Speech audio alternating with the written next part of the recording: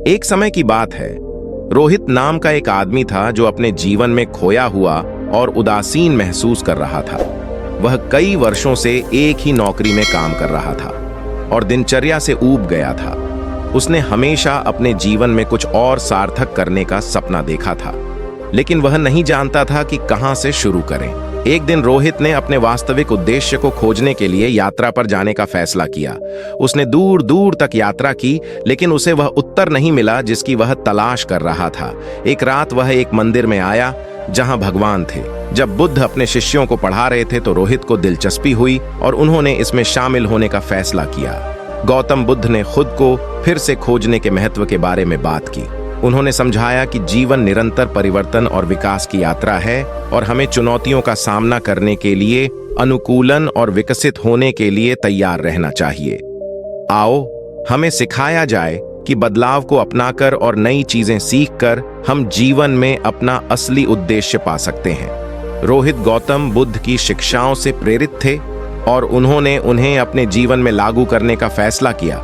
उन्होंने महसूस किया कि उन्हें बदलाव के डर को दूर करने की जरूरत है और खुद को फिर से विकसित करने के लिए जोखिम उठाएं।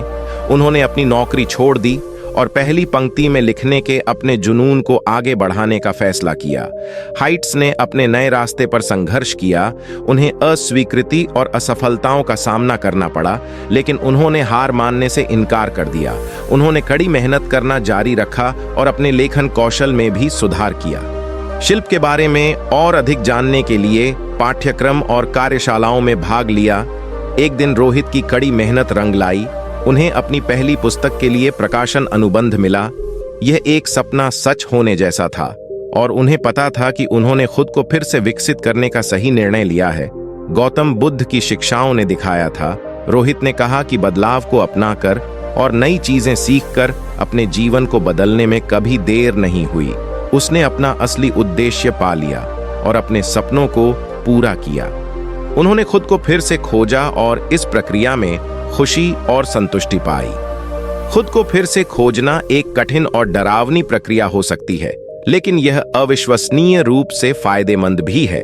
बदलाव को अपनाने और नई चीजें सीखने से हम जीवन में अपना असली उद्देश्य पा सकते हैं और अपने सपनों को हासिल कर सकते हैं। गौतम बुद्ध की शिक्षाएं याद दिलाती हैं। हम कहते हैं कि दोबारा शुरुआत करने और अपने जीवन में खुशी और पूर्णता पाने के लिए कभी देर नहीं होती, क्योंकि रोहित ने अपनी लेखन यात्रा जारी रखी। उन्हें कई चुनौतियों और बाधाओं का सामना करना पड़ा। उन्हें सीखना पड़ा कि अस्वीकृति और आलोचना को कैसे संभालना है, लेकिन उन्होंने इसे खुद पर हावी नहीं होने दिया। वह खुद को आगे बढ़ाते रहे और अपनी कला में सुधार करते रहे। एक दिन रोहित को एक लेखन सम्मेलन में बोलने का निमंत्रण मिला। वह घबराए हुए थे, लेकिन उन्हें पता था कि यह अपनी कहानी साझा करने और दूसरों को प्रेरित करने का एक शानदार अवसर था। उन्होंने अपना भाषण तैयार करने और सामने अभ्यास करने में कई सप्ताह बिताए। सम्मेलन के दिन दोस्तों और परिवार के सदस्यों में से रोहित मंच पर घबराया हुआ खड़ा था। उसने गहरी सांस ली और बोलना शुरू किया। जैसे ही उसने अपनी कहानी साझा की, उसने देखा कि दर्शक अधिक से अधिक व्यस्त हो रहे थे। लोग अपना सिर हिला रहे थे, नोट्स ले रहे थे और प्रश्न पूछ रहे थे।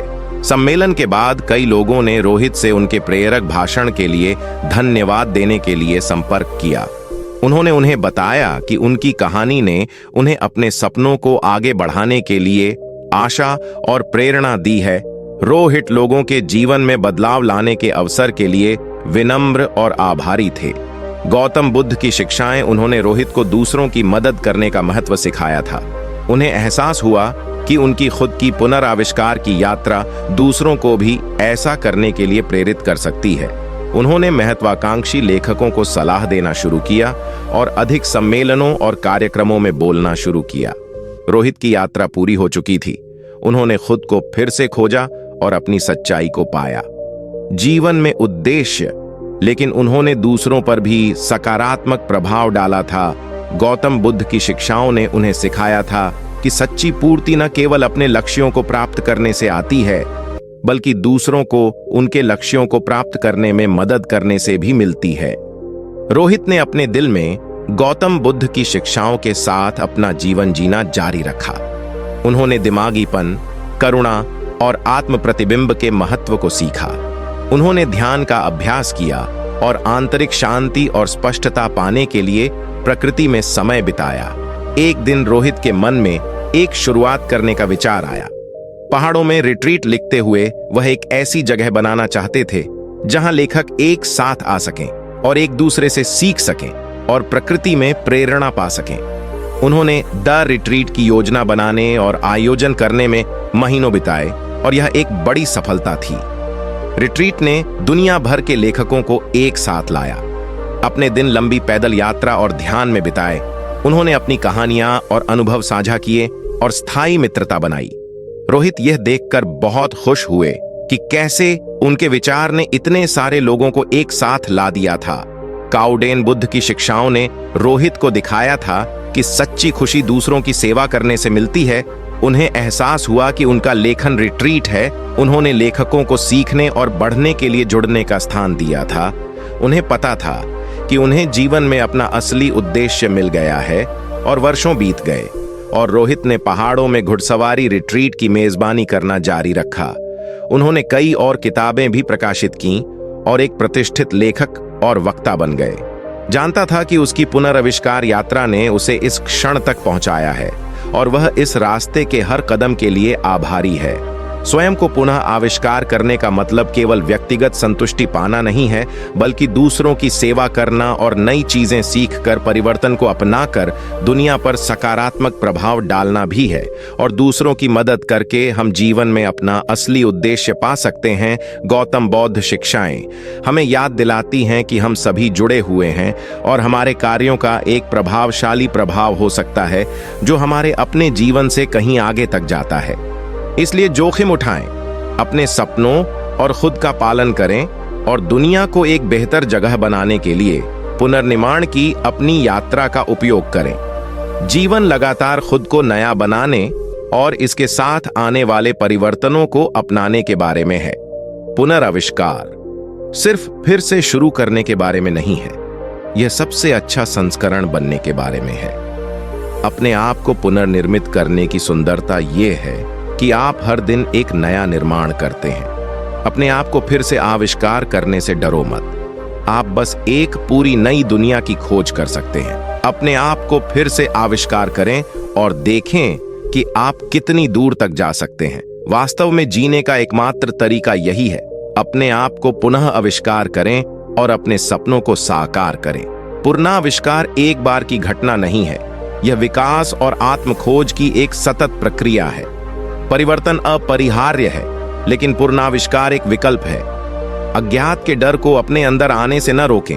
अपने आप को पुनराविष्कार करने का सबसे अच्छा समय है। आप स्वयं हमेशा सही होते हैं। पुनराविष्कार के लिए साहस, दृढ़ संकल्प और अतीत को जाने देने की इच्छा की आवश्यकता होती है। अपने आप को उस जीवन को बनाने के लिए पुनः आविष्कार करें जिसका आपने हमेशा सपना देखा है। अपने आप को फिर से आविष्कार करने के लिए किसी संकट का इंतजार करने की जरूरत नहीं है। आज से ही शुरुआत करें। पुनर्आविष्कार एक यात्रा नहीं है, एक गंतव्य। पुनर्आविष्कार की चुनौतियों को स्वीकार करता है। वे आपको मजबूत बनाते हैं, स्वयं का पुनर्निर्माण करते हैं और अपने भीतर की शक्ति की खोज करते हैं। स्वयं का पुनर्निर्माण करते हैं और देखते हैं कि आपके आसपास की दुनिया कैसे बदलती है। पुनर्आविष्कार एक ऐसा जीवन बनाने के बारे में है जिसे आप पसंद करते हैं, न कि केवल उस चीज के लिए समझौता करना जो आरामदायक है। इससे सबसे बड़ा पुरस्कार मिलता है। जोखिम लेना और अपने आप को पुनः आविष्कार करना। पुनः आविष्कार के लिए आपको अपने आराम क्षेत्र से बाहर निकलना होगा और अपने जीवन में उद्देश्य और अर्थ खोजने के लिए अज्ञात में स्वयं को पुनः आविष्कार करना होगा। बदलती दुनिया के साथ बने रहने का एकमात्र तरीका अपने आप को पुनः आविष्कार करना है। स्वयं को पुनः आविष्कार करना और दुनिया को दिखाना है कि क्या होता है आप पुनः आविष्कार करने में सक्षम हैं। यह सीमाओं से मुक्त होने और अपनी वास्तविक क्षमता को खोजने का एक तरीका है। आप खुद को फिर से खोजने और अपने जीवन में एक नया अध्याय शुरू करने के लिए कभी भी बूढ़े नहीं होते हैं। खुद को फिर से आविष्कार करें और नई संभावनाओं के द्वार खोलें। पुनराविष्कार का मतलब यह नहीं है कि किसे बदला जाए, आप कौन हैं। यह इस बात की खोज करने के बारे में है कि आप कौन हो सकते हैं। आप में खुद को फिर से खोजने और मनचाहा जीवन बनाने की शक्ति है।